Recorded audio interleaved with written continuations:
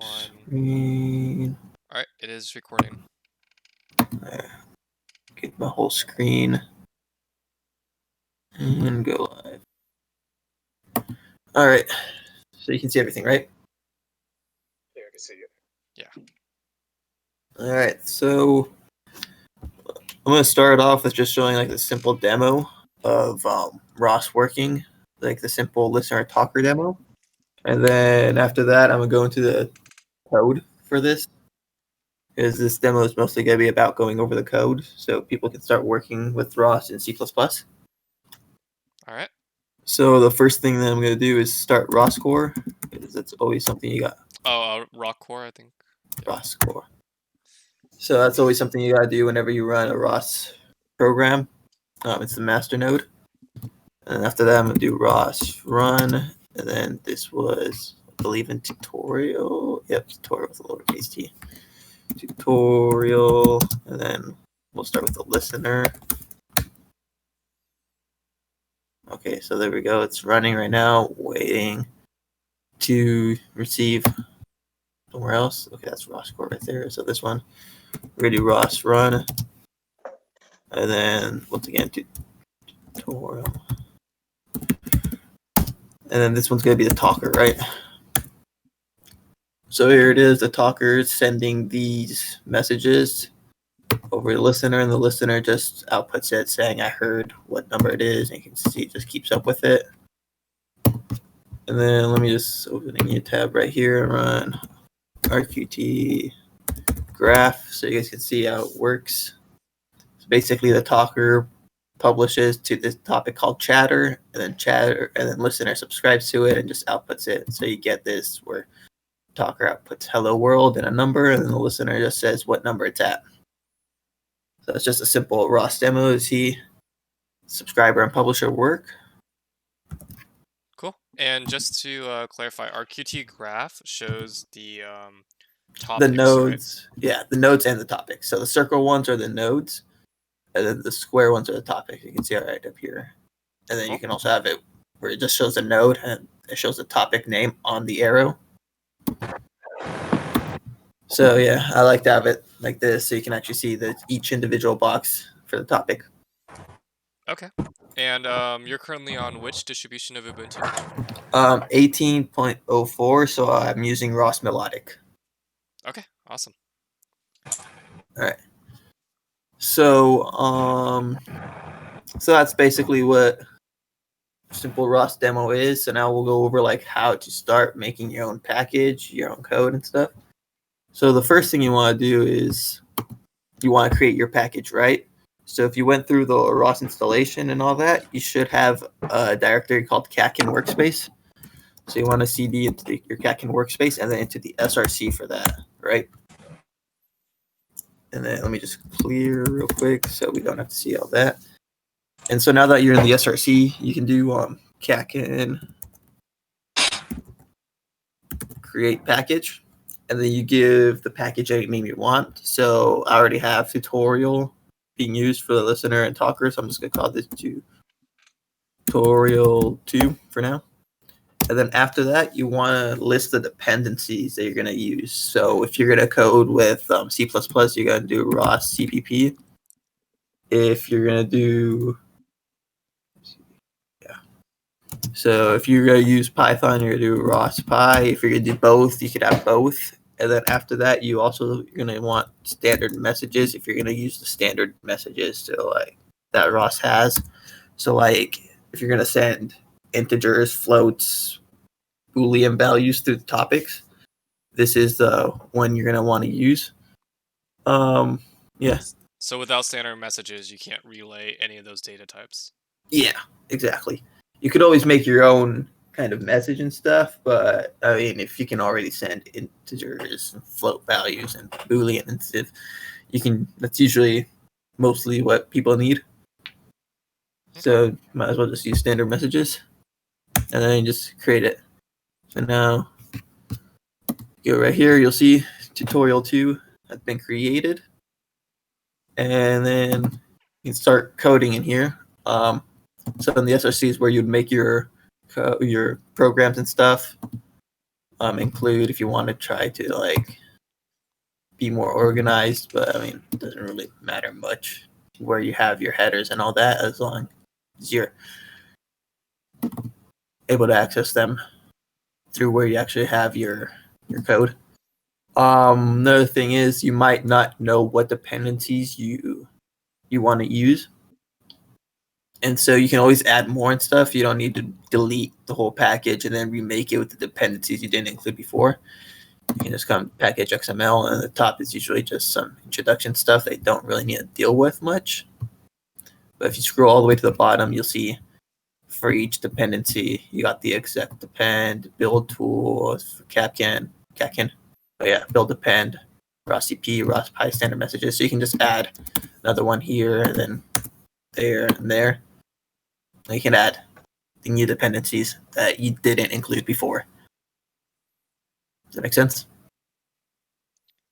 So if we're building a package like for our GUI that depends on some other like files, then we would add them there, right? If they're like ROS dependencies, you know, so you can use some like ROS libraries and all that. So like, you know, ROS-CP, so you can actually use the ROS, you know, nodes, topics, and all that. Standard messages, so you can actually use the ROS messages.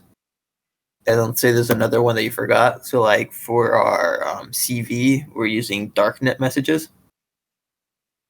Oh, okay. All right, I see. So you would have to add that right here if you forgot to add it earlier. Gotcha. And these are all stuff you just know that work with ROS.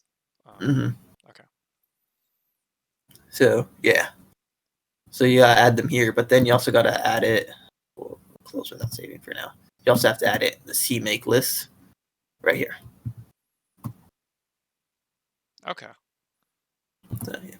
Oh yeah. Last time there was something that had to do with naming, right? In the CMake list that was very like particular. Oh, it was the top right here, the project, and then you get the project name right here. This is just gonna be the package name when you create the package. So I called it tutorial 2. So it has tutorial 2 right here, and we tried changing it to see if it would work if it wasn't called tutorial 2, and it didn't. So it has to have the same name as the package that you created, which already creates it like that, so you don't need to change it. It was just something to check out. Okay. And that's it, and you're ready to start coding.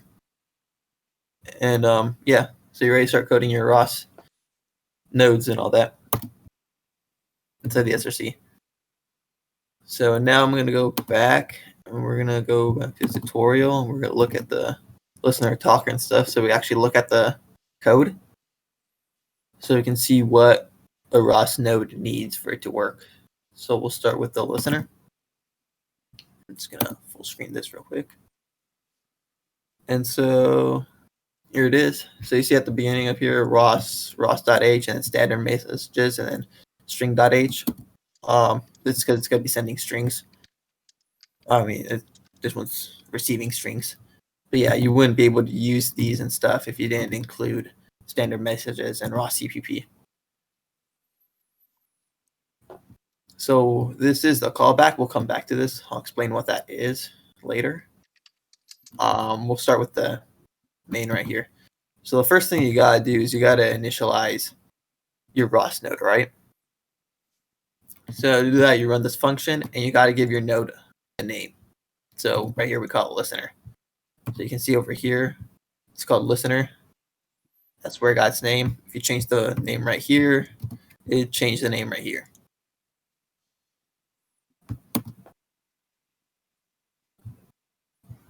Oh, I'm already scrolled at the bottom. Okay, and then after that, you gotta create your node handle. This is what you're gonna use to create the subscriber, which is how ROS works. You create your subscribers and the publishers, right? So it created this variable called a node handle variable called n, and you're gonna use that to create the ROS subscriber down here. So now the listener subscribing from topic, right? If you look over here, the arrow's coming from the topic to the node listener. So that means the listener subscribing from topic, from chatter. You'll see it's right here. So it creates a ROS subscriber, it just calls it sub. and you see it uses the variable n.subscribe, and then this is the topic that you're subscribing from, and you need to make sure that it's always you spell it correctly every single time, because if you misspell it and stuff, it's not going to give you an error. It's just going to create a new topic with the misspelled name. Gotcha. So, yeah, you got to make sure that you spell your topic consistently the same. And then this is a buffer for the topic.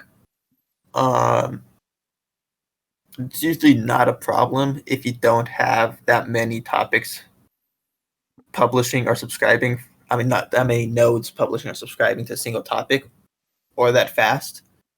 But they went with 1,000 right here in this demo.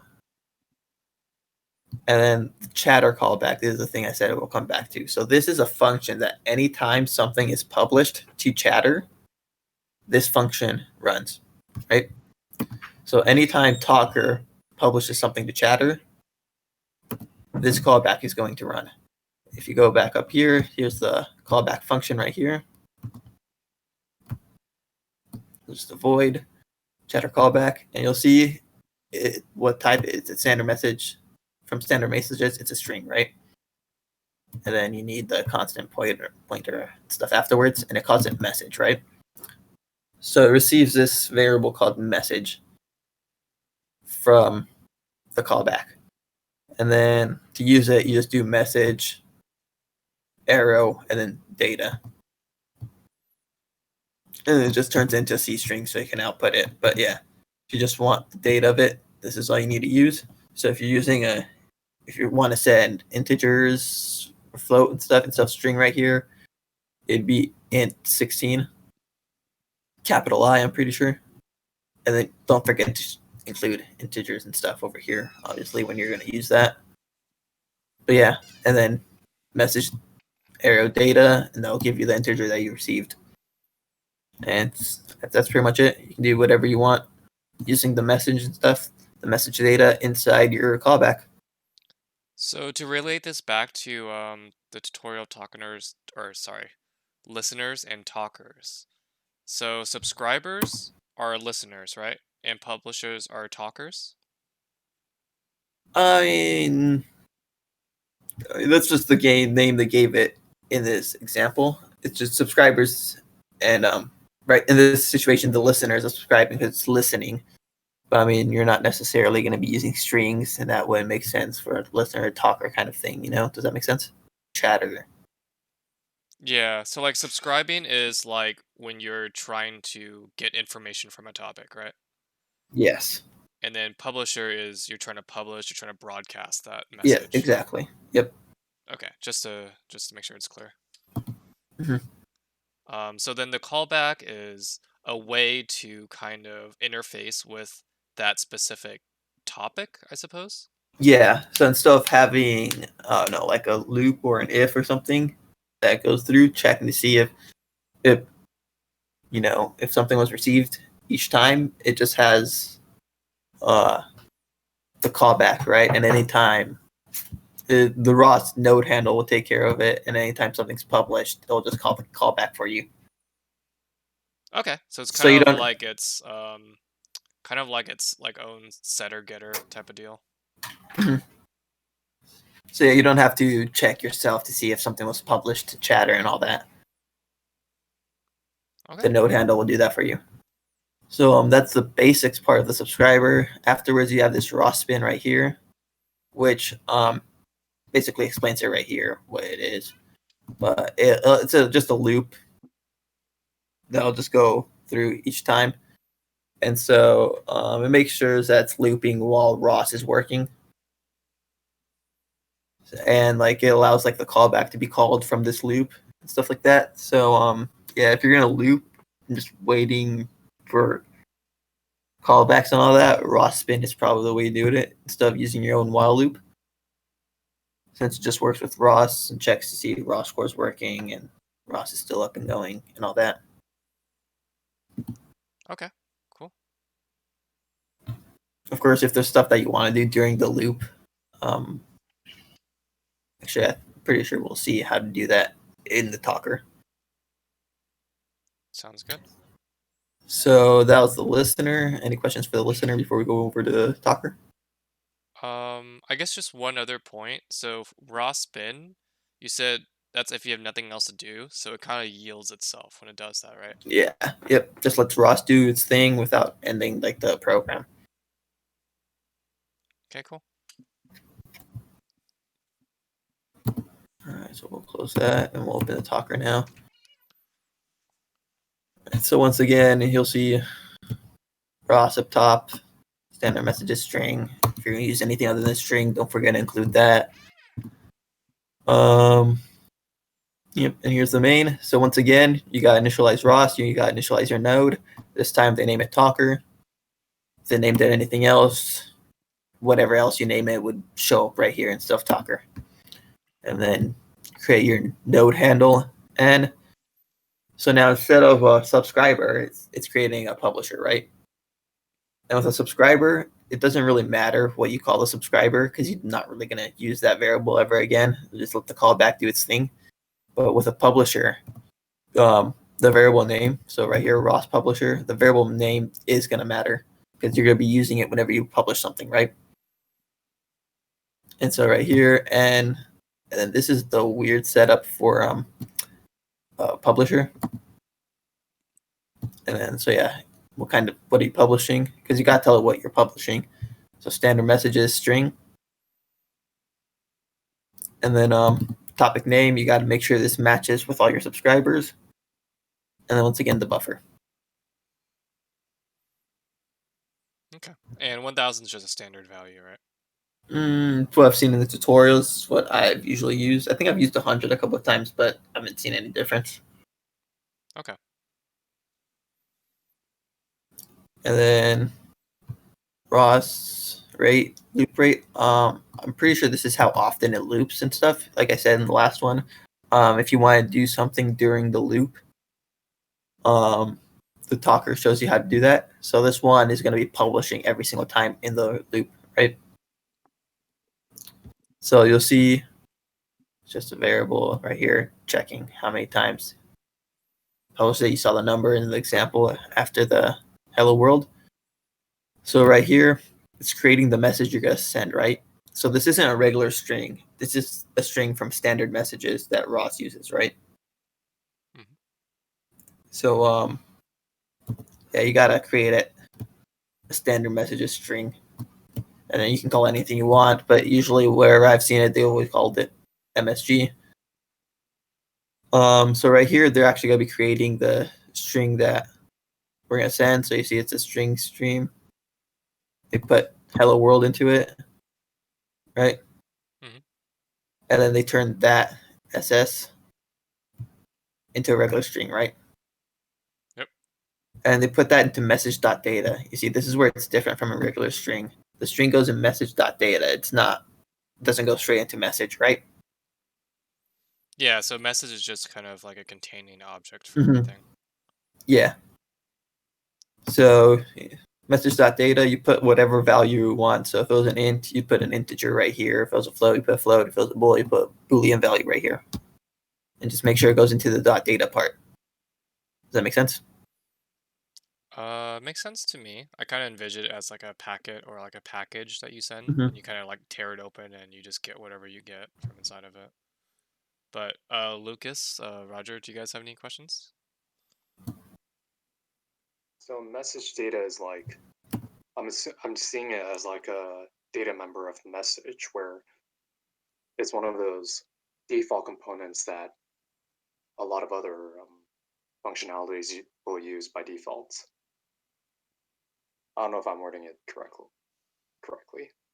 I guess in a way you're right. It is just a member of message, right?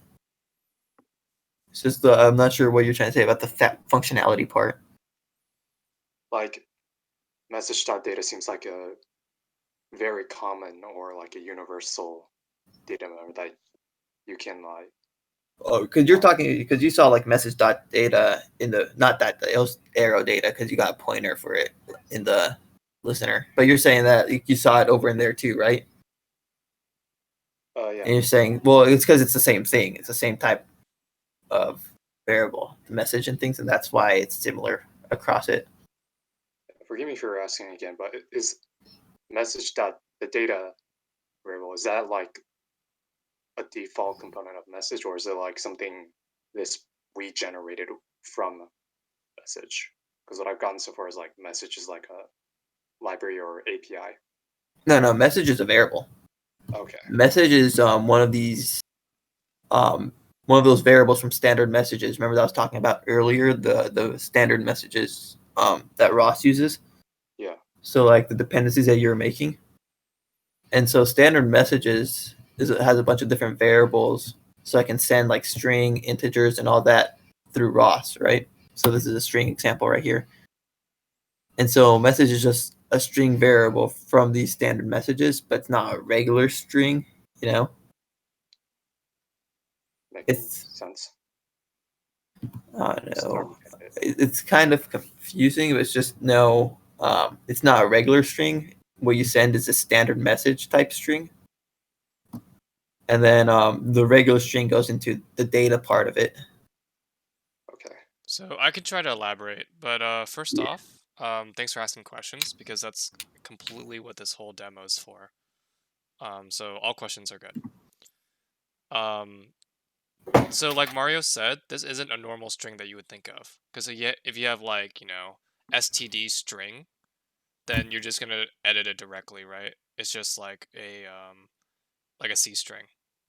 But this one is from the library of what was it called? Standard messages. Yeah, the standard messages library. So in that way, Lucas, I believe what you were trying to say is correct in that all the standard messages data types all have the data member.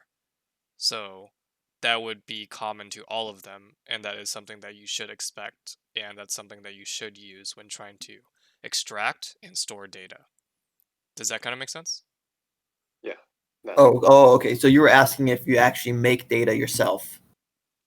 yeah, kind of. Oh, okay, that makes more sense. Yeah, So it's no, that's inherent data already part of structure.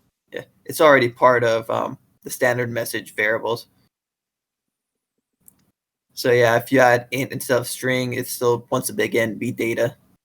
So you message that data and then you put the integer into it instead of a string value. Okay. Yeah, so that would be the designated area that you would interact with to edit and retrieve data. You wouldn't like do anything to modify the structure normally, right? No. Okay. Okay, and then something we saw in the last one in the callback that I didn't really talk about was this ROS info thing. It's just basically prints out a value to the terminal. So you see right here, it prints out a string and it's just the message data string. Does that make sense?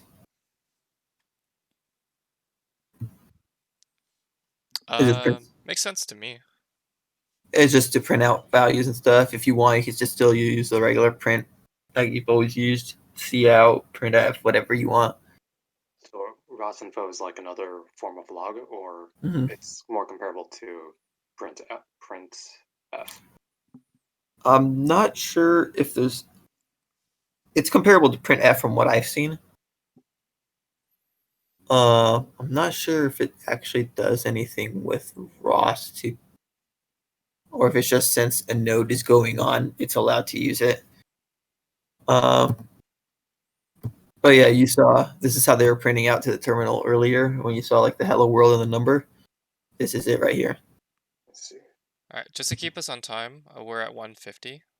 Lucas said he has to leave around 155. All right, so well, we're almost there. So the last thing you gotta do is actually publish the value. So you see, you use chatter underscore pub, and that's why I said the variable name for the publisher is important because you're gonna be using it. So you do that dot publish, and then you put the whole message in, not just message dot data, right? So you send the whole message, and that's how you publish things. Any questions on the publish, real quick? Pretty simple. Just dot publish and then send the message. Yeah, you take your stuff, you wrap in the box, you put the postage tape on it and the stamp, and you send the entire thing. Yep. And then so we saw ROS spin last one, where it just goes into like a loop, an infinite loop basically, and just lets ROS do its thing. Well, this one has ROS spin once, so it'll go into one loop. Just wait, and then so yeah, just spin once kind of thing, and then the loop rate dot sleep. So you saw up here the loop rate is 10. I want to say it's milliseconds. I'm not sure. Just could go to sleep for 10 milliseconds, increase the count, and then go back to the top of the while loop. Well, ROS is okay. So if ROS ever breaks, he'll break out of this. So that's the talker part. Any questions before I show the CMake, the things you have to add to the CMake real quick for it to work? I'm good. Okay. So we saw how publisher subscribers work, but now to actually get them to work and stuff, when you do ROS run and all that, there's something you have to add a CMake list. So let's see. Just at the bottom, you have to create it as an executable, right? So you add these lines for each executable you want to use, right? And sometimes you might also have to add the one underneath it. But from what I've checked, you don't need it for simpler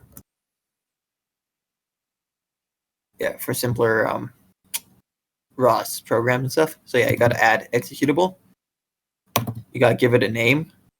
So like you saw when I did ROS run tutorial, I just said talker. I didn't do talker.cpp. So this right here, I usually keep the name right here the same as what you named the node. So you saw in the init, we called it talker. I call it talker right here. And then you got to choose what file is a talker. So src talker.cpp. And then just give it its target libraries and do the same thing with the listener. And then once you do cat can make, you should be able to run the talker and the listener or any other program that you're working on. Cool. So Any you questions? so you just edit the CMake list to make sure that the correct source files are targeted with their Mhm. executables. Then you run CMake. Sorry, is it CMake or cat can make? It's cat can make. Cat can make. So yeah. And that builds them, and then after that you just run them directly, right? So yeah, after you throw the executable like these lines and stuff at the bottom of your CMake list, you can go over to you gotta go to your Catkin workspace and you do Catkin make, and this is where it compiles and everything. Should be pretty quick since it was already compiled stuff from before. Doing all the other Kativo stuff that I have on my laptop. But yeah, there it is, real quick. And then after that, you should be able to do ROS run. Well, after you run ROS core, right? And then what you named your package tutorial, and then listener or talker right here. I think ROS core Listener. No, I canceled it. You see, that's the error you get when you can't connect to the master node, which is ROS core. Oh, okay. But if you just run ROS core and stuff, it should fix it. So, Cool. Connected to master, now it's listening. Awesome. Do you have any questions before you leave, Lucas? Yeah, I was gonna ask like last minute. In the CMake file, in the add executable, can you explain why the reason for adding the talker before selecting the file, src talker.cpp? What do you mean? Like, can you explain again why we needed what's the reason for the name? Right here? Yeah. For ROS run, right? Oh. Because you give the name and stuff when RQT graph, so this is the one that shows up from the init, right? Uh-huh. But if it's not running, right, when you do ROS run tutorial, it doesn't know what it is. It's not running yet, so that node doesn't exist. So you gotta give it a name again. Okay. So talker, give the name. So yeah, this could be different from what you named the node in your code, but then it gets confusing. Okay. So it kind of doing that kind of gives the node a name in other when you run it. So like That's the name you see. The talker in RQT graph comes from you labeling a talker in the add executable. Is that what you're saying? So the talker here in RQT graph, once it's running, comes from inside the code. Remember when we did the ROS init? Yeah. And then the talker name right here comes from the CMake list. So let's say I forgot the E right here. Right here, I would need to go without the E. But then inside RQT graph, it'll still have the E since we spelled it right in the code. Okay. Does that make sense? So the talker here in the RQT comes from the code itself. Mm-hmm. Okay. All right. I try to keep like the names and stuff the same though, to keep it from getting too confusing. If you use two different names for the same thing, it could get confusing when you have a bunch of different ROS nodes running. Yeah. That was an important distinction. Any other questions? Not at the moment. Thank you. Thank you, Marius. Yeah, thank you again, Marius. That no problem. Yeah. I need to take my leave. Class Yeah. is about to start. Go ahead, run. All right. See you. What's up? See ya. You guys have a good one. You too. Thanks. All right. I'm Almost going done. to end the recording there. Oh, Aramis and Hubert showed Yeah, up. I joined like 10 or like 5-10 minutes. Got you. I'm about to end the recording. Did you guys have any questions from anything you picked up? I already ended the stream, but if you want to look at something, let me know and I'll bring it back up. But yeah, I was wondering, Mars, can I take a look at the CMake file for a second, if you don't mind? Yeah. Cool. Electrical's probably gonna pop in soon for their meeting at 2. But if they do, I'll tell them just move over to the other channel. This one, right? The one for the listener and talker? Yeah, the list. Yeah. Which part did you want to see? Like the top part with the dependencies and all Yeah, that? the dependencies. Yeah, because that's what I'm kind of This. struggling with. Okay. Right here. And then what's the? Because isn't there like a little function you have to add where you do like the executables for the pathing, or? Yeah, the executables and stuff. That's the stuff at the bottom. Okay. Right here. So add executable. Okay. The name for it, and then the path to that executable from. Right. So right here, we're in the tutorial package and stuff. So the executable is inside the SRC. So you do src/talker. Got it. Okay. That makes sense. And then what's the because when you have to add the dependencies, that's already in the CMake file, right? Or did you have to add that yourself? These right here, the packages that. Oh no, like below that, below the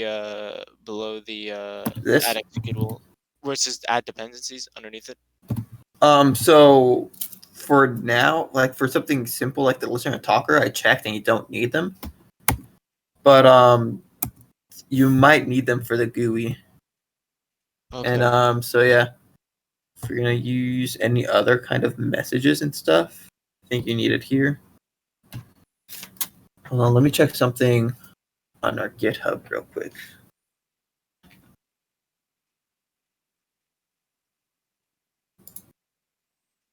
So I remember I had to use a different dependency for the darknet parser. So let me check the CMake there, see if I can give you any more of an explanation for that.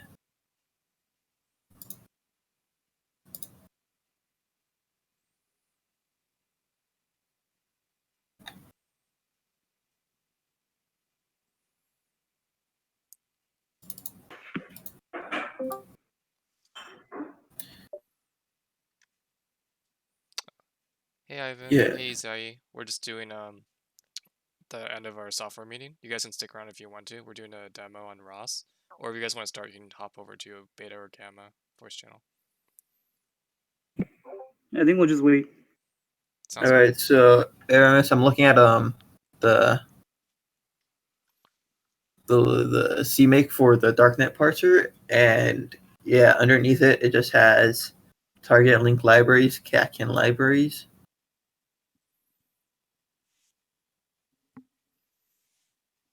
So I'm not sure.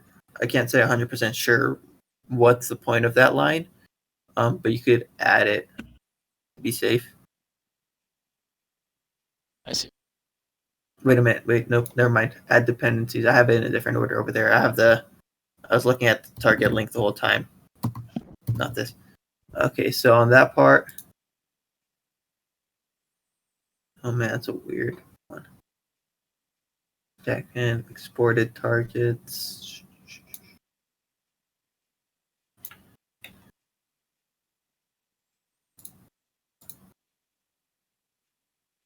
Yeah, I'm not sure. I don't think it matters that much looking at this because wherever else those targets were mentioned, it's commented out. So it might be for other kind of functionality that we don't use with ROS right now.